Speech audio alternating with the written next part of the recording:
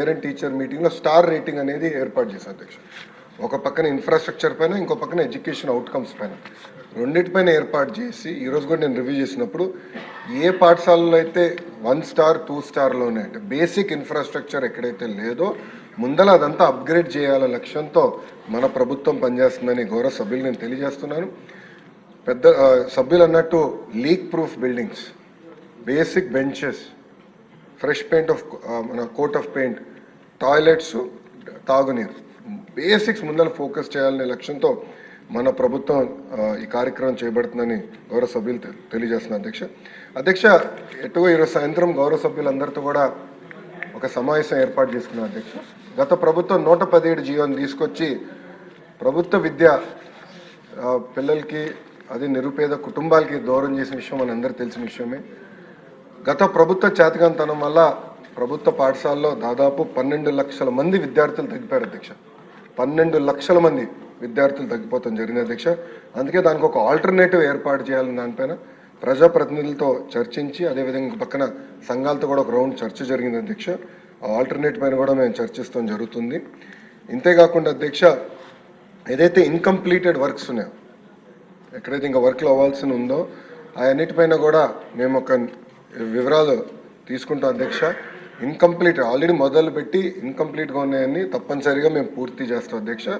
117కి alternative ఏదైతే మేము తీసుకొద్దాం అనుకుంటున్నాం, మన ప్రభుత్వం తీసుకొద్దాం అనుకుంటుందో దానిపైన సుదీర్ఘంగా చర్చించిన తర్వాత అందరూ ఓకే అంటే అదే ఆధారంగా తీసుకుని రేపు టీచర్ ట్రాన్స్ఫర్లు కానీ ఇన్ఫ్రాస్ట్రక్చర్ అదే ఆధారంగా తీసుకుని బిల్డ్ చేయాల్సిన అవసరం ఉంది అధ్యక్ష. ఎందుకంటే గత ప్రభుత్వం నాడు నేడు కార్యక్రమం ద్వారా కొన్ని పాఠశాలల కడతం జరిగింది. అవి ఏమైనాయంటే ప్రభుత్వం ఇది 117 జీవో వల్ల ఆ పాఠశాలలు మూతపడింది అధ్యక్ష.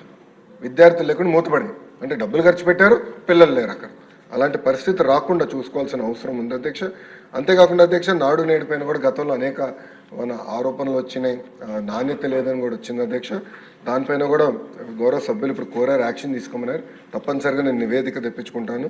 దాని తర్వాత గౌరవ సభ్యులతో చర్చించిన తర్వాత నిర్ణయం తీసుకుంటున్నాను అధ్యక్ష.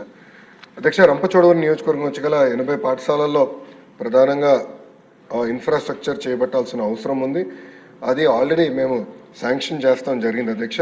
ఆ స్కీమ్ అనేది ఉంది, ఆల్రెడీ అక్కడ కార్యక్రమాలు ప్రతిపాదిస్తాం జరిగింది అధ్యక్ష. ఇంకో పక్కన కేజీబీవీకి వచ్చే గల 100% ప్రహరీ గోడలు మేము పూర్తి చేస్తాం. ప్రతి కేజీబీవీకి ప్రహరీ కూడా మనం పూర్తి చేస్తాం. అది కూడా ఈ సంవత్సరం డిసెంబర్ లోపల పూర్తి చేస్తామని గౌరవ సభ్యులకి నేను తెలియజేస్తున్నాను. అంతేకాకుండా సీసీటీవీ ఎడిక్వేట్ లైటింగ్ కూడా ఏర్పాటు చేసే బాధ్యత మేము తీసుకుంటాం అధ్యక్ష. అది గతంలో కూడా నాకు చాలామంది సభ్యులు వచ్చి నాకు చెప్తాం జరిగింది.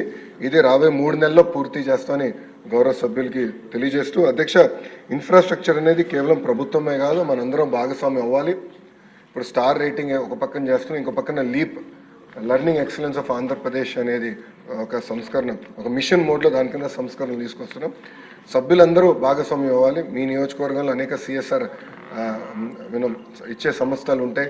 గౌరవ డిప్యూటీ స్పీకర్ గారు కూడా సిఎస్ఆర్ కింద అనేక నిధులు తీసుకొచ్చి నియోజకవర్గం ఎట్లయితే అభివృద్ధి చేసుకున్నారో మనందరం కూడా ఆ ఫండ్స్ని ట్యాప్ చేసుకుని లోకల్ డెవలప్మెంట్, ప్రయారిటీ బేస్గా లోకల్ డెవలప్మెంట్ చేసి స్టార్ రేటింగ్ 1 స్టార్లో ఉన్న పాఠశాలని 2-3 స్టార్స్కి ఎట్లా తీసుకెళ్లాలని దానిపైన అందరం కలిసికట్టుగా కృషి చేయాలని సభాముఖంగా కోరుకుంటూ, తప్పనిసరిగా ప్రహరీ గోడలు కానివ్వండి, బేసిక్ ఇన్ఫ్రాస్ట్రక్చర్ ఏదైతే ప్రభుత్వ పాఠశాలకు అందించాల లక్ష్యంతో మన ప్రభుత్వం గతంలో నిర్ణయం తీసుకుంది అధ్యక్ష. అది వచ్చే 5 సంవత్సరాలు అంటే 9 నెలలు ఆల్రెడీ అయింది. వచ్చే 4 సంవత్సరాలు 3 నెలల్లో యుద్ధ ప్రాతిపదికగా చేసే బాధ్యత మన ప్రభుత్వం తీసుకుంటుంది. మంత్రి గారు చాలా చక్కగా సమాధానం చెప్పారు, అది ఐ హ్యావ్ టు అప్రిషియేట్. అలాగే ఈ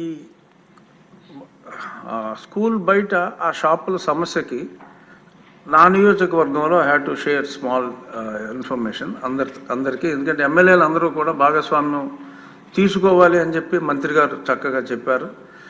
నేను ఏ స్కూల్ దగ్గర ఎటువంటి షాప్ ఉన్నా ఎక్కువగా అమ్మేది ఆ చాక్లెట్లు అమ్మటానికి షాప్ అంటారు. చాక్లెట్లో ఇందాక అదితి గారు చెప్పినట్టు ఏదో కలిపేస్తారని చెప్పారు. అసలు ఆ షాప్ అనేదే స్కూల్కి 200 మీటర్ల దూరంలో లేకుండా నేను అన్నిటిని తీసివేయటం జరిగింది. అన్ని రోడ్ల మీద అనాథరైజ్డ్గానే పెడుతున్నారు. అన్నిటిని కూడా తీసివేయటం జరిగింది. To some extent that may also help.